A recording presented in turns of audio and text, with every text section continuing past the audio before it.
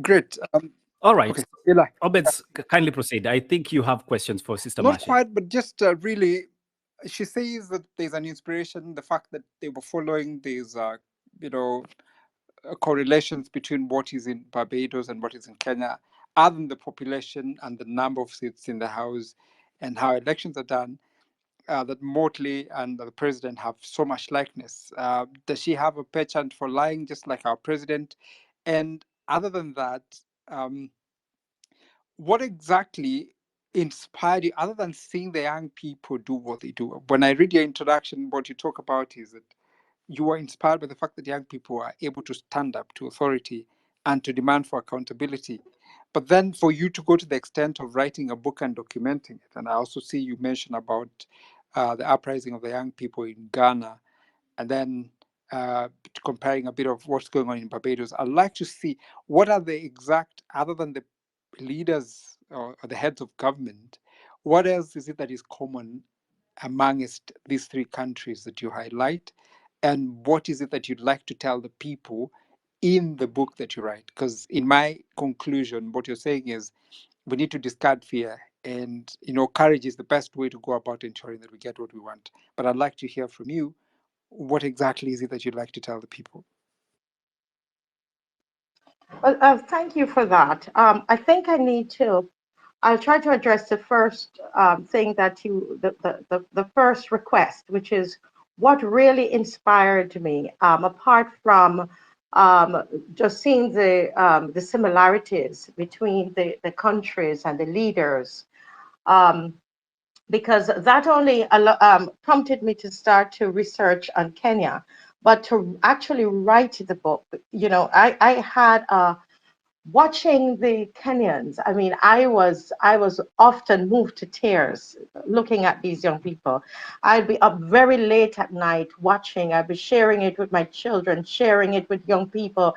We actually brought some young people to a restaurant and just fed them so that they would sit down and watch the videos, But I actually started writing this book on December 30th, 2024, which would be about 6 months after after we became acquainted with what was happening in Kenya. And this was one day before I boarded a plane to Kenya. I had no idea I was about to write a book, but I knew something powerful was stirring inside me. It was because I was inspired, I was charged, lit up by what I had witnessed from afar. And I want to tell you that Kenya is really, really far. Well, that is if you're going to go the way of the colonizer, meaning that you have to go through the UK or the US. It took us almost 2 days to go to Kenya. So we were watching something, witnessing something from afar, and it was the fire of Kenya's Gen Z uprising. This was not just a protest. It was not chaos to us. It was clarity. It seemed informed. It seemed fearless. A youth-led resistance to injustice. And as I watch what was happening on my YouTube, I said to myself, this is what the Caribbean needs. This is what Africa needs. This is what all of us as Black people need. Great. So to the second question, what exactly, after that inspiration, coming to Kenya, getting to interact with the people, what exactly, what is the lesson that you took, and what is it that you're trying to tell people in the book that In the you book, want right. When, people to remember, even if they don't read the book? What is it that you'd like to tell them? yes, yes. Well, as you heard, the book is called When We Lose Our Fear, They Lose Their Power.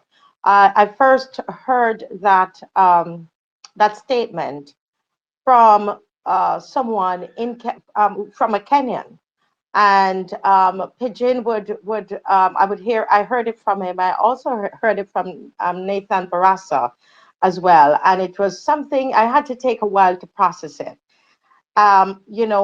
Because fear is not just an emotion. It's a system. It's how empires are built. It's how governments stay in power. You know, and through in the book, this is what we want. We really, really want people to understand. It's that fear. It's our how our voices get silenced. At the moment we break free from fear, the moment it's that moment we find our courage. The moment we break free from fear, the moment we find our courage, the whole system begins to tremble. That's the message that we want to resonate. That's a message that we want to go out. You know, in the book, I make mention of quite a few of our activist leaders throughout, you know, throughout history. And one of them from Jamaica, Marcus Garvey, he says, the greatest weapon used against the Negro is disorganization. He reminds us to rise up, you mighty race, accomplish what you will. And in the book, in the book, I draw on our shared history, the Mama resistance. I learned about the Mamas when I was in Kenya. I went to the square. Odimwengu took us to the square, and we saw the Mamas. We saw the locks, the you know the dreadlocks, and we think of the Rastafari movement of Jamaica. While I stood in the square and I looked at that statue, the statue that was that's in there. I don't remember the name of the. I think it's called Uhuru Park. It reminded me of Bossa, who led the first major slave rebellion in Barbados.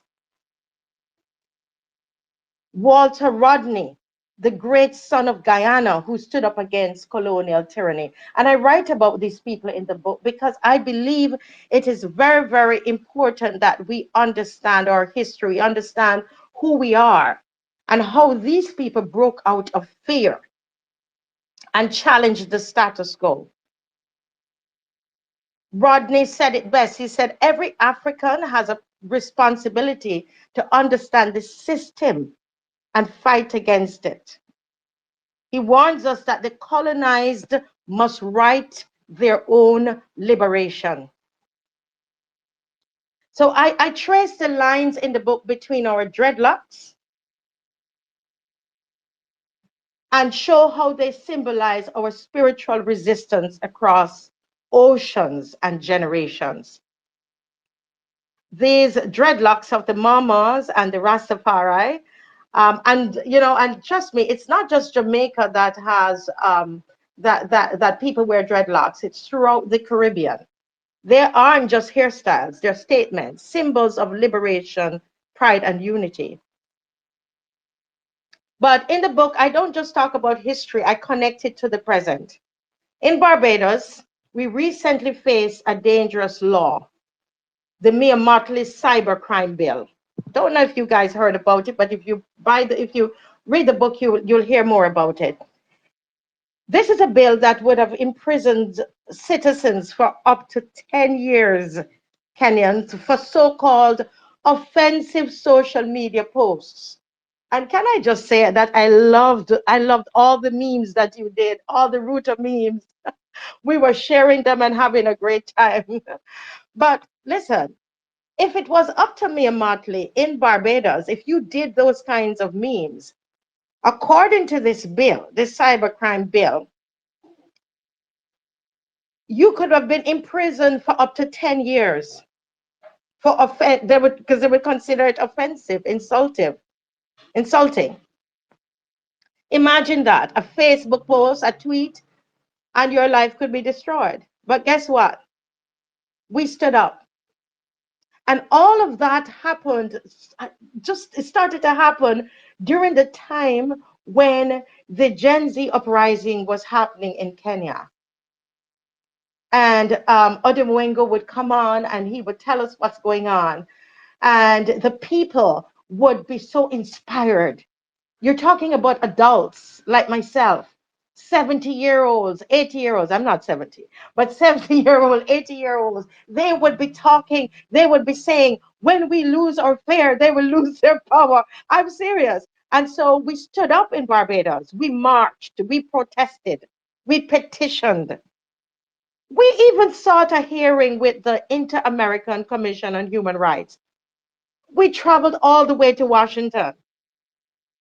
And in a country like Barbados, where there's so much fear, the Motley administration breeds a lot of fear in the country because they, they hold all the seats. Well, we just have one of the MPs that crossed over to form the opposition. But try to imagine living in a country without any opposition, any formal opposition. The people themselves, even before that MP crossed the floor, the people started to march. They protested. They petitioned. We held 17 protests across the island. And believe it or not, that pushback forced the government to hold off on the bill, at least for now. And I want to say this today, that you Kenyans gave us the courage to fight. This is why I had to write this book, because if I was so inspired and the people in Barbados were so inspired, we want as many of us all across the world to be inspired by what transpired in Kenya. We want you to know that you did not lose lives, for nothing. We want you to know that those that were, even while I was there in Kenya, I heard about the kidnappings and all, and we read about those who were shot down and we saw the videos. I want you to know that you gave us the courage to fight. Your stand gave us the strength to take our stand. That's That's the power of what you did.